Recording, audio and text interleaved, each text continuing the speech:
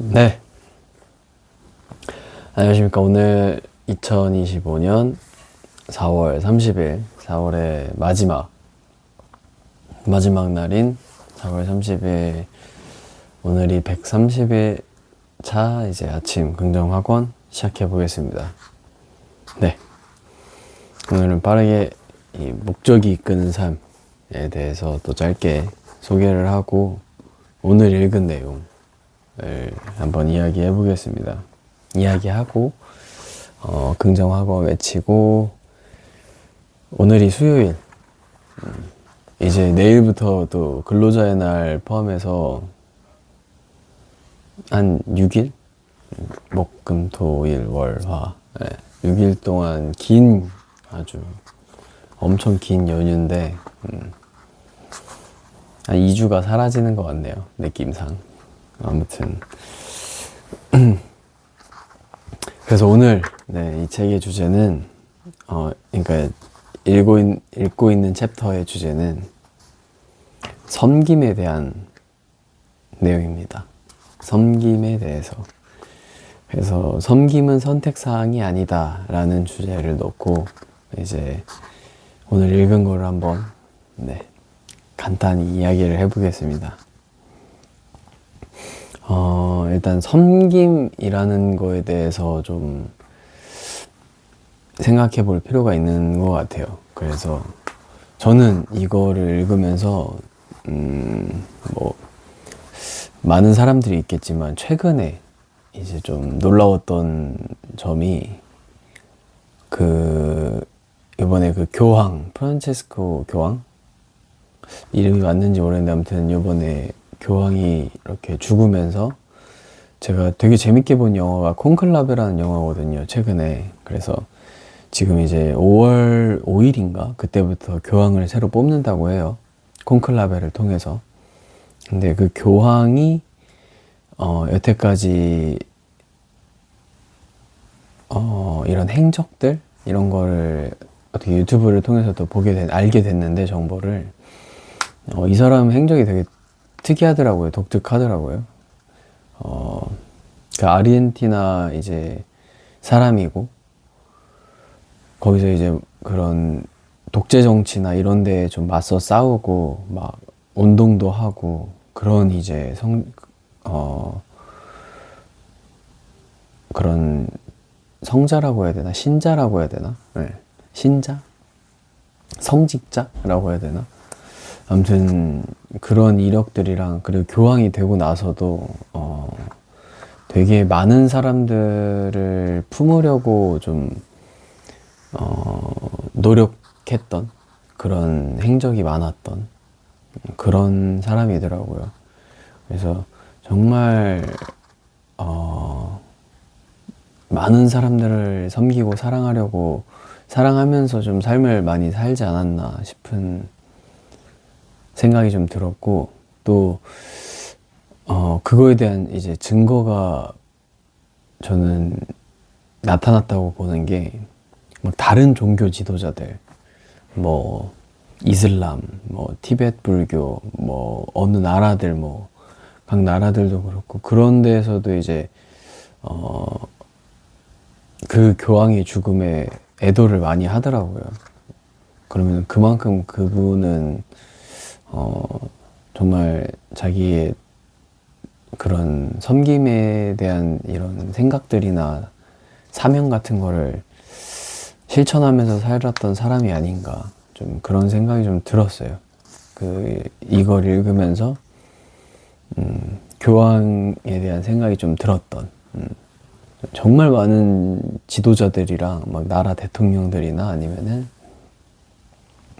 그 종교 지도자들이 엄청 막 애도를 많이 하더라고요. 표현을 많이 하더라고요. 그런 섬김, 섬김에 대한 인물을 한번 생각해 봤고, 그러면 섬기는 게 뭔가, 그래서 여기 책에 나오는 섬김, 우리는 섬김은 선택사항이 아니라는데, 그럼 뭘 섬겨야 되나, 누구를 섬겨야 되나 질문이 생기겠죠. 그러면은 여기서는 우리는 하나님을 섬기기 위해서 지음받았다라고 표현을 하는데, 그럼 어떻게 하나님을 섬겨야 되는가? 라는, 이렇게 계속 질문에 질문이 질문에 질문이 좀 생기는데, 아무튼 여기서 이제 선한 일, 섬김이란 다른 그냥 사람을 어떤 식으로든 섬길 때마다 성경에서는 실제로 우리가 하나님을 섬긴다고 표현이 돼요.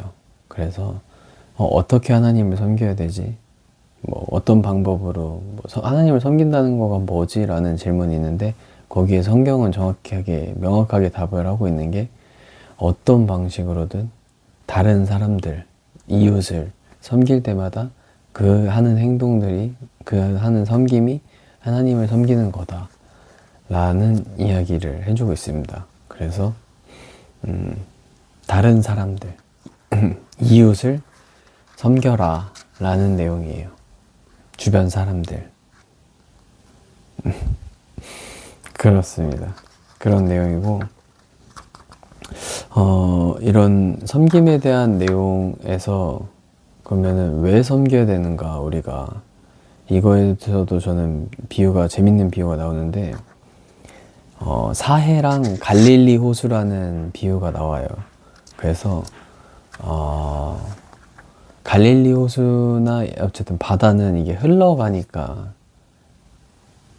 물이 깨끗하고, 거기서 사람이 아니지, 생물들이 살 수 있고, 그런 환경이 조성되는데, 이 사해라는 곳은 밖으로 물을 내보내지 않아서 물이 계속 고여 있어서 사해, 말 그대로 죽음의 바다, 아무 생물도 살지 못하는 죽음의 호수가 되었다고 합니다. 그래서 우리도 뭔가 받은 것이 많다고 느껴지면은 그것이 흘러가야 된다라는 비유예요. 그래서 내가 지금 살고 있는 게 되게 복 받은 거고, 은혜고, 되게 소중한 거고, 되게 감사한 일이라면은 그냥 지금 하루하루, 오늘 하루 살아가는 게 그런 감사한 일들이라면은 그런 거를 흘려보낼 줄 알아야 된다. 아니, 흘려보내야만 한다 라는 내용이에요. 흘려보내지 못한다면은 정말 감사하고 있는지, 아니면은 정말 그것의 의미를 알고 있는지 한번 돌이켜서 점검해 봐야 된다 라는 이야기를 하거든요. 그래서 그 말이 너무 적극적으로 동의가 돼서 그 표현도 있거든요. 지금 아무 사역이나 그러니까 섬김 같은 걸 하고 있지 않다면은 내가 믿고 있는 게 무엇인지, 내가 정말 이 선물로 이런 값없이 정말 이렇게 받은 삶을 살고 있는지 한번 반문해 봐야 된다. 내 삶에, 내 마음 속에 이제 정말 하나님이 있는지 없는지, 그 마음이 있는지 없는지를 다시 한번 점검해 보고 돌아볼 필요가 있다 라는 이야기를 어떤 문장으로 하냐면은, 만약 내게 다른 사람을 사랑하는 마음이 없고 다른 사람을 섬기고 싶은 마음도 없다면 예수님이 내 삶 속에 계시는 것인가 반문해 보아야만 한다 라는 문장인데, 반문해 봐야 되지 않나. 그런 마음이 없고, 그런 생각이 들지 않고, 그런 섬기는 것에 집중하지 못하고 시간을 투자하지 않는다면 한번 반문해 봐야 되지 않을까라는 생각이 듭니다. 네, 그렇습니다. 그래서 오늘은 좀 섬김에 대해서 이야기를 해본 오늘 수요일 아침이고, 그리고 이제 마지막에 끝이 어떻게 나냐면은, 지금 아무것도 뭐 섬기거나 뭐 봉사나 뭐 그런 이제 다른 사람들을 위한 마음이나 행동을 하고 있지 않다면, 근데 그 않는 이유가 뭐 어떤 핑계거리가 있다면은 성경의 예시를 들면서 한번 좀 설명을 해주거든요. 그래서 뭐 내가 이 부족한 게 많아서 아직은 뭐 이런 걸 섬기고 있지 못하고 다른 사람을 섬기고 있지 못한 이유나 핑계로 대고 있다면은 그 어떤 핑계도 통하지 않는다고 이렇게 줄줄줄줄 하는데 성경 인물에 대한 내용이거든요. 그래서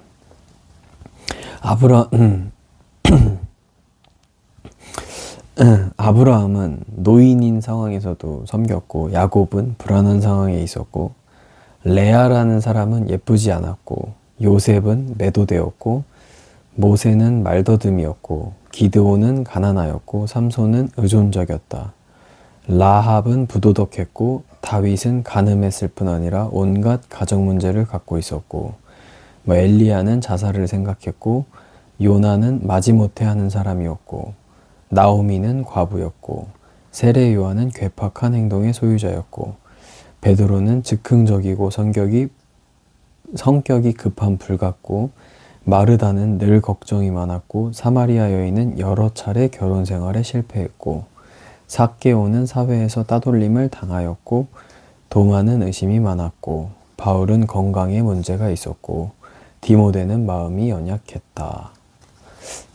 이런 내용을 하면서 그들 모두 이제 실패와 약점을 가지고 있었지만, 다른 사람을 섬기는 일에 되게 최선을 다하고 시간을 좀 투자했다라는 교훈을 주고 있죠. 그렇습니다. 네. 그래서 오늘의 생각할 점은 섬김은 선택사항이 아니다. 섬김은 선택이나 이런 게 아니라 거의 필수적이다 라고 하고, 그리고 지금 나로 하여금 하나님을 섬기는 부르심을 받아들이지 못하게 막는 것은 무엇인가? 조금 쉽게 질문을 바꾸면은 내가 지금 다른 사람들을 섬기지 못하는 이유는 뭔가? 어떤 것 때문에 다른 사람들을 섬기지 못하고 있는가? 한번 고민해보는 오늘 아침이면 좋겠습니다. 네. 네. 그럼 긍정학원 첫 번째, 나는 삶의 예배 자리에서 이웃사랑을 실천했다. 두 번째, 나는 영어를 꾸준히 공부하여 정보를 얻고 소통할 수 있게 되었다. 세 번째, 난 끈기 있는 사람이다. 포기하지 않는다. 네 번째, 나는 나를 대체할 수 없는 인치피너로 브랜딩하였다. 다섯 번째, 유튜브를 꾸준히 하여 구독자 1000명을 모았다. 여섯 번째, 사랑하는 사람을 만나 행복한 가정을 지켜갔다. 일곱 번째, 경제 투자 자격증 공부를 통해 조금씩 성장했다.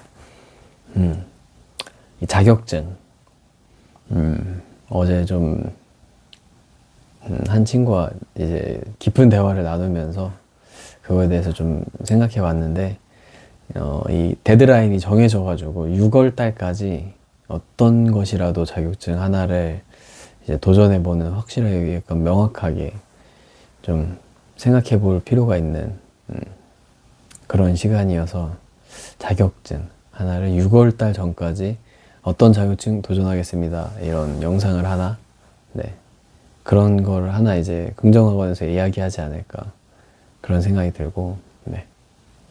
여덟 번째는 이제 작가가 되어서 선한 영향력을 주었다. 아홉 번째, 웃음을 주는 노래를 만들었다. 많은 사람들이 따라 부르며 웃음 짓게 만들었다.